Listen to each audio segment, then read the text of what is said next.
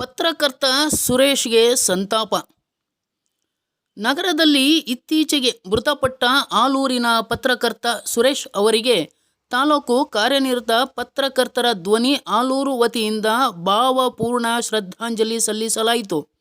ಈ ವೇಳೆ ಸಂಘದ ಸದಸ್ಯರು 1 ನಿಮಿಷ ಮೌನಾಚರಣೆ ಮೂಲಕ ಸಂತಾಪ ಸೂಚಿಸಿ ಮೃತರ ಆತ್ಮಕ್ಕೆ ಶಾಂತಿ ಕರುಣಿಸಲಿ ಹಾಗೂ ಅವರ ಕುಟುಂಬಕ್ಕೆ ದುಃಖ ಭರಿಸುವ ಶಕ್ತಿ ನೀಡಲಿ ಎಂದು ಪ್ರಾರ್ಥಿಸಿದರು. ಸಂಘದ ಅಧ್ಯಕ್ಷ ಟಿ.ಕೆ. ಕುಮಾರಸ್ವಾಮಿ ಮಾತನಾಡಿ, ಹಲವು ವರ್ಷಗಳ ಕಾಲ ಆಲೂರಿನಲ್ಲಿ ಪತ್ರಕರ್ತರಾಗಿದ್ದ ಸುರೇಶ್ ಹಾಗೂ ಅವರ ತಂದೆ ನಾಗರಾಜ್ ಅವರ ಪತ್ರಿಕೋದ್ಯಮದಲ್ಲಿನ ಉತ್ತಮ ಸೇವೆ ಸಲ್ಲಿಸಿದ್ದರು. ಸುರೇಶ್ ತಂದೆ ನಾಗರಾಜ್ ಆಲೂರು ತಾಲೂಕಿನಲ್ಲಿ ಪ್ರಥಮ ಬಾರಿಗೆ ಆಲೂರು ಮಿತ್ರ ಪತ್ರಿಕೆ ತೆರೆದು ಯಶಸ್ವಿಯಾದರೂ ಸಹ ಆರ್ಥಿಕ ಸುಳಿಗೆ ಸಿಲುಕಿ ಮುಚ್ಚುವಂತಾಯಿತು. ಆ ಸಂದರ್ಭದಲ್ಲಿ ನಾನು ಕೂಡ ವರದಿಗಾರನಾಗಿ ಸೇವೆ ಸಲ್ಲಿಸಿದ್ದು ಸುರೇಶ್ ಬರವಣಿಗೆ ಜನಮೆಚ್ಚುಗೆ ಪಾತ್ರವಾಗಿತ್ತು. ಅವರ ತಂದೆ ಉತ್ತಮ ಜನಪದ ಕಲಾವಿದ. ಅವರ ಕುಟುಂಬಕ್ಕೆ ದುಃಖ ಭರಿಸುವ ಶಕ್ತಿ ನೀಡಲಿ ಎಂದರು. ಹಿರಿಯ ಪತ್ರಕರ್ತ ಬಿ.ಕೆ. ರಂಗಸ್ವಾಮಿ ಮಾತನಾಡಿ, ಸುರೇಶ್ ಪತ್ರಿಕಾ ಕ್ಷೇತ್ರದಲ್ಲಿ ತನ್ನದೇ ಆದ ಛಾಪು ಮೂಡಿಸಿದರು. ಅಂದಿನ ದಿನದಲ್ಲಿ ಅವರ ಬರವಣಿಗೆ ಜನಸಾಮಾನ್ಯರ ಪರವಾಗಿತ್ತು. ಅವರ ತಂದೆ ನಾಗರಾಜ್ ಜಿಲ್ಲೆಯಲ್ಲಿ ಉತ್ತಮ ಕಲಾವಿದ. ಸುರೇಶ್ ಸಾವು ಅತೀವ ನೋವು ತಂದಿದೆ. ಅವರ ಕುಟುಂಬ ದುಃಖ ಭರಿಸುವ ಶಕ್ತಿ ನೀಡಲಿ ಎಂದರು. ಈ ಸಂದರ್ಭದಲ್ಲಿ ಹಿರಿಯ ಪತ್ರಕರ್ತ ಬಿ.ಕೆ. ರಂಗಸ್ವಾಮಿ, ದೊರೆಗೌಡ, ಪ್ರದೀಪ್, ಗಿರೀಶ್, ಮೋಹನ್, ಗೋಪಿನಾಥ್ ಉಪಸ್ಥಿತರಿದ್ದರು. ನ್ಯೂಸ್ ಬ್ಯೂರೋ, ಕುಮಾರಸ್ವಾಮಿ ಪತ್ರಕರ್ತರು, ಆಲೂರು.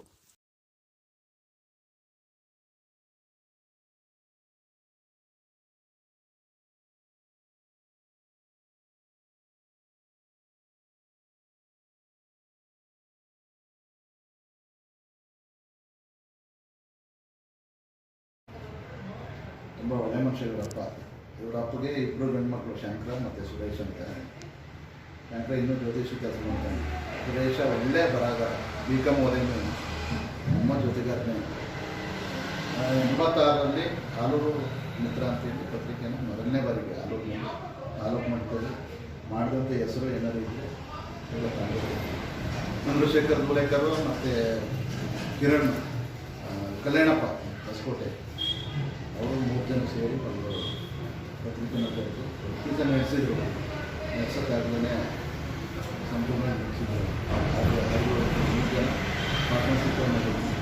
ಅವತ್ತಿನ ಕಾಲದಲ್ಲಿ ಮಳೆ ತೋರಿಸಿದ್ದಾರೆ. ಪ್ರಿಂಟೇ ಆಗ್ತಾಯಿರ್ತಿರಲಿಲ್ಲ, ಕಾಂಪೋಸೇ ಮಾಡೋಕ್ಕಾಗ್ತಿರಲಿಲ್ಲ, ಡಿಸ್ಟ್ರಿಬ್ಯೂಟ್ ಮಾಡೋಕ್ಕಾಗ್ತಿರಲಿಲ್ಲ. ಮಳೆ ಕೊರತೆ ಏನೆಲ್ಲ ಸಮಸ್ಯೆ ಎಲ್ಲ ಎದುರಿಸಿ ಹೆಚ್ಚು ಕಡಿಮೆ 1 ವರ್ಷ 1.5 ವರ್ಷ ಪತ್ರಿಕೆ ನಡೆಸಿದ್ರು. ಈತಂತೂ ತುಂಬ ಆ್ಯಕ್ಟಿವಿಟೀಸು, ಹಾಸ್ಯ, ಯಾವಾಗ ನೋಡಿದ್ರು ಮನೇಲಿ ಹಾಸ್ಯ. ಪತ್ರಿಕೆ ಇದರಲ್ಲಿ ಹಾಸ್ಯ ಮಾಡಿದ್ರೆ ದಿನವೇ ಇಲ್ಲ. ಒಳ್ಳೆ ಮನುಷ್ಯ. ಅವರು ನನ್ನ ದುಶ್ಚರ್ಯಗಳಿಂದ